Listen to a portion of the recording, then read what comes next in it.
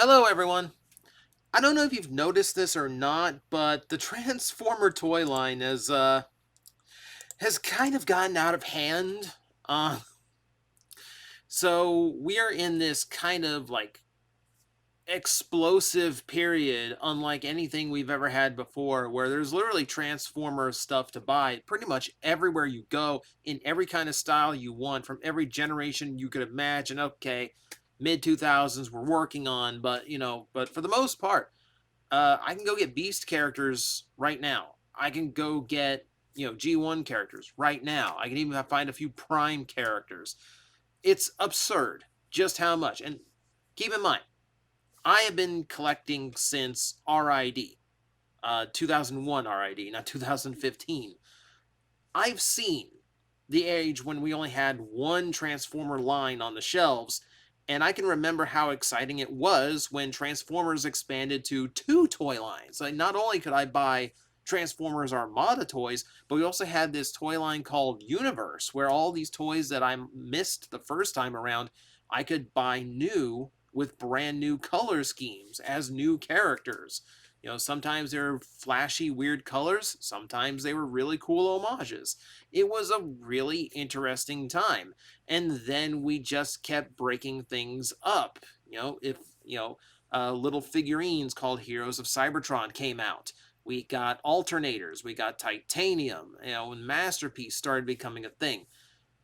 Transformers just slowly subdivided until like literally every aspect you could possibly want from Transformers has been covered in one way or another. So today I thought we'd just kind of like, for the people who aren't paying attention, or for the people who aren't really just like unaware, let's go through all the different Transformer toy lines you can go buy right now.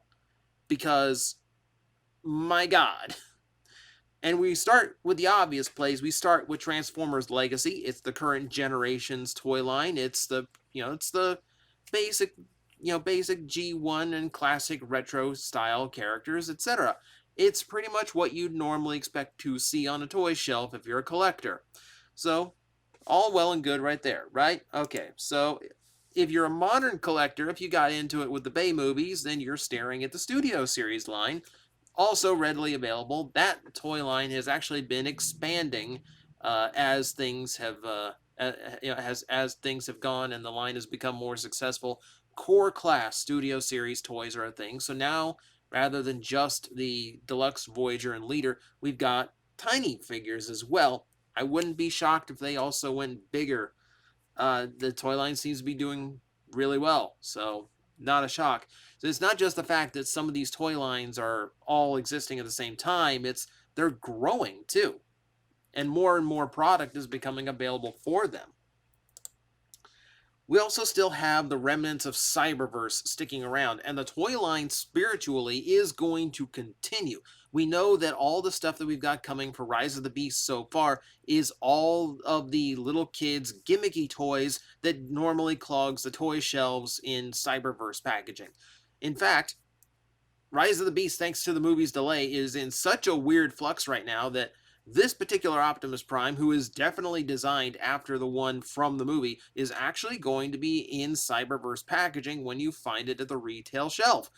And that's going to be how it goes for a while, most likely, until Rise of the Beast is actually a current thing that people are aware of. Commercials, a release date, all that fun stuff that you would normally expect.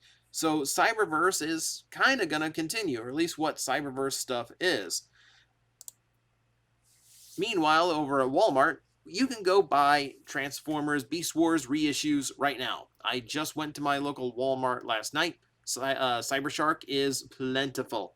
And yeah, even the first waves are dirt cheap if you can still find them because they all went on deep clearance.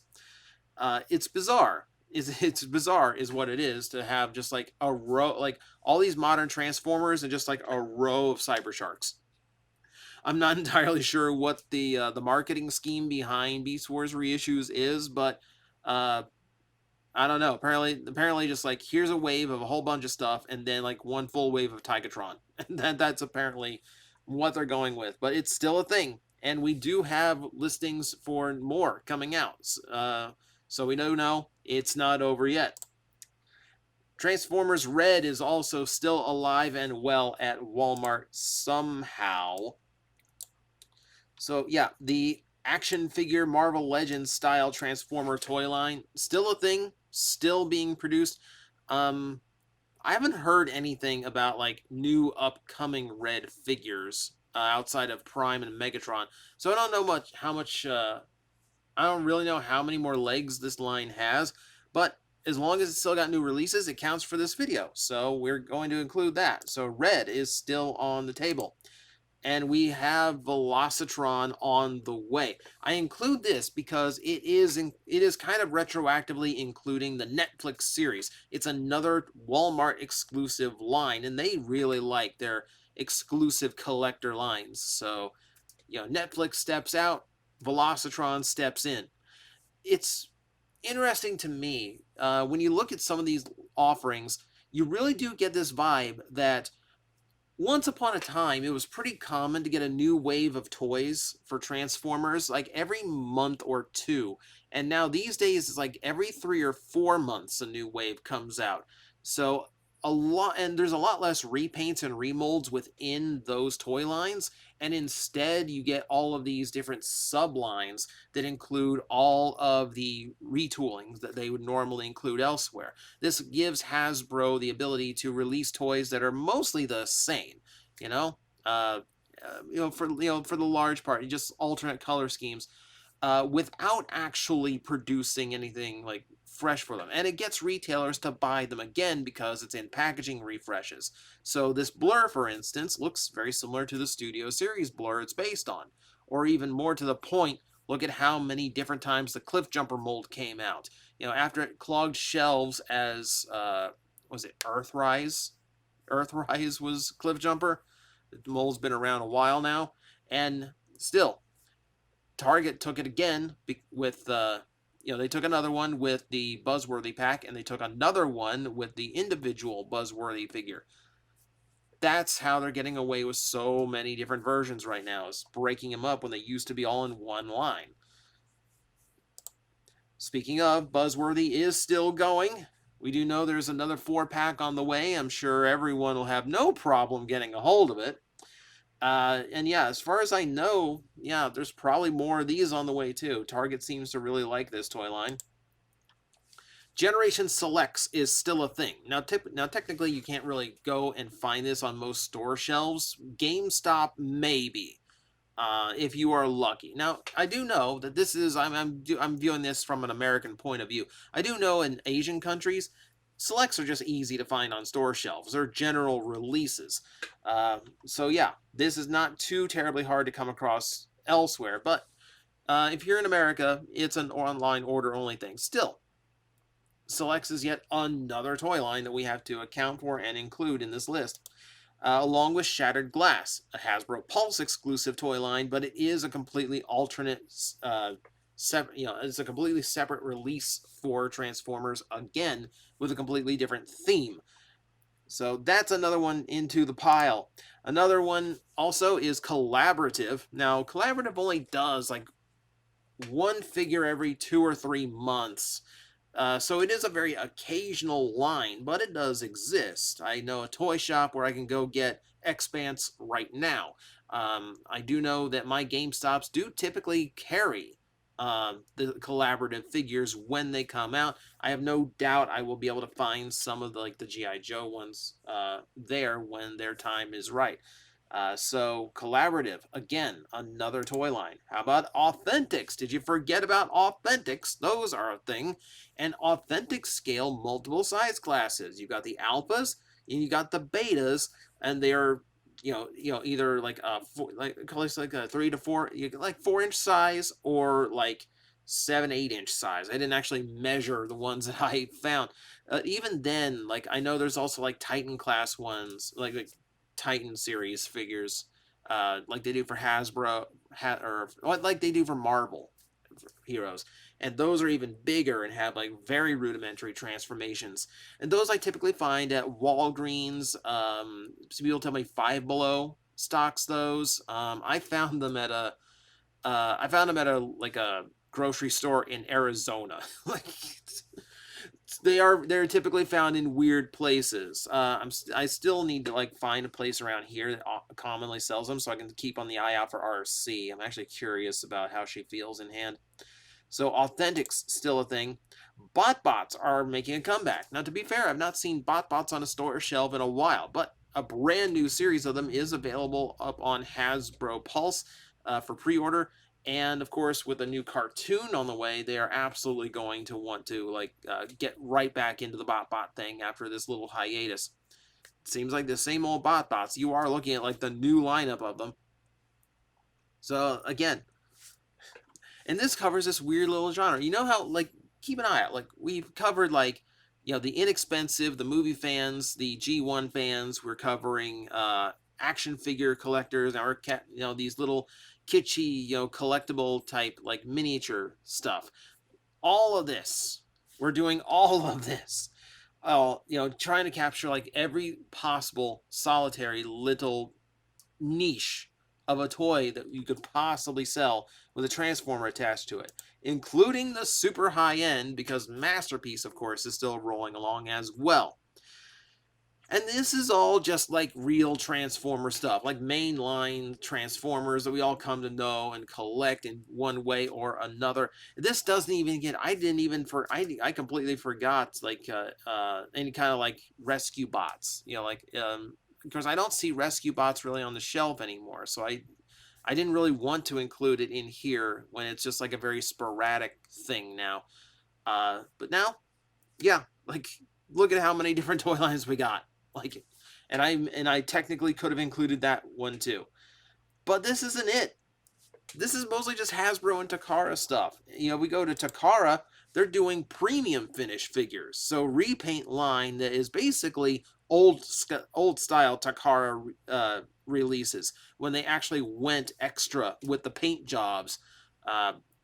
Nowadays, they match the Hasbro figures, but they figured out if they raise the price point and put them in a different box, they can go ahead and sell the like high detail repaints that they used to be known for. So they've done that as well in Japan. That's another line. Let's go to the third parties. And I mean the official third parties. I know, like, third party, like you talk about, is just all over the place. We're not even going to approach that. Let's start with the Kotobukiya Bishojo figures. Like, I don't know why it's a thing. I know why it's a thing. It's not for me. If it's for you, that's fine. It's still another. When we get into like weird collectibles now, because this also gets into the statue figures, and these statues are all over the place. So this is by Prime One Studios. 3A is also doing statue figures. There's the ones you can find at GameStop. There's like the and you get them like any kind of scale, like desktop scale or like what they call museum scale, like gigantic pieces. So there's like multiple different lines of Transformer statues I could have included in this list, but we're just gonna take like one general, like there's statues too. How about the helmets? You go to GameStop and get like these sound effect electronic helmets now. Completely separate line. We can go to Ultimates, which is a constant recurring toy line that caters to G1 fans, caters to Action Master fans, technically. And yeah, it's another one that is still ongoing and more is coming out. Still not done. Still more Transformers to buy. How about the plushies? Symbiote Studios makes plushies, and they just announced more. They just announced Shockwave. They just keep coming. Like, literally, we don't let anything go by, do we? If we can stamp a Transformer logo on it, we're selling it now. So, how about Micro Machines? You'll love how Hasbro once competed with all these different toy lines, Tonka, Micro Machines, and now they own them all. Power Rangers too. It's just they're the Disneyland of toys. Everyone that ever tried to stop them or put them down, they now own. So now Micro Machines are Transformer branded, and these are available right now at your local convenient Target store. How about the model kits? Because now we got model kits are still going from Flame Toy Furai Model Hound just got announced. We know that one is on the way, and this doesn't even include their high-end action figure line. That's still going on. It gets crazy, right? Yeah, it's not just me. Like, this is insane. How about 3A? Let's go to 3A and their high-end action figures. So if you want like super articulated, super detailed action figures from the Bumblebee movie, that's what they got, and they got it in spades. And like, I heard fantastic things about these. I can never afford them to actually know for myself. But again, it is another sector of collecting that we have another variation for. And then of course Funko, because you can't do any kind of collector retrospect. You can't do anything like this without, of course, including a Funko line, because we do that too. I kind of want it. I kind of want this Unicron. Kind of want it. And then, of course, this doesn't even include a lot of these random one-off things that certain companies get to release. They're not actually like a line themselves, but it's a whole other segment of Transformers that exists, and the Lego Optimus Prime is a key example of that. And this, if this retains the level of popularity that this set seems to have, this is likely not the only one we're going to see, and it may very well become a line in and of itself. Do you see the problem here? So I kind of feel like a lot of burnout that collectors could be experiencing these days is just from the absolute girth of Transformer toys that are now available literally all over the place. There is no end to it. There is no area they have not gone to at this point. Literally any kind of toy you want, there is a Transformer version of it, and it's overwhelming. It's absolutely overwhelming. Like, it's used to be so easy, you know. Every couple months, a new wave, you know, like every month and a half, a new wave of deluxes would come out. Half of them would be repaints, half would be new toys. You bought them anyway because, hey, you are a collector like that. Now it's, you know, it's all divided up. It's all divided up into all these other sublines, and now we've got so many different things. That's all I got here. I just want everyone to just be aware just how ridiculous this has all gotten. For those who just pay attention to this stuff offhanded and just like don't even realize just how much of it has accumulated. This is the Transformer marketplace we are currently in. And keep in mind, this doesn't even include the ridiculous number of third-party companies that are also trying to cash in on Transformers. It's a miracle that we are not all that this is all still going. Like, I think like you really have to credit just how amazingly popular Transformers are today, that all of this stuff can coexist and it's not eating itself. It's all still going, which is absolutely incredible to me. So it's a problem, but it's also kind of cool. Guys, I am facing the most powerful enemy any YouTuber can face, the algorithm, and I need your help to defeat him. Hit the like button, hit the subscribe button, hit the notification bell, and leave a comment. Every time you do, we attack that algorithm and we drive it back until it can no longer defeat this channel. Thank you very much.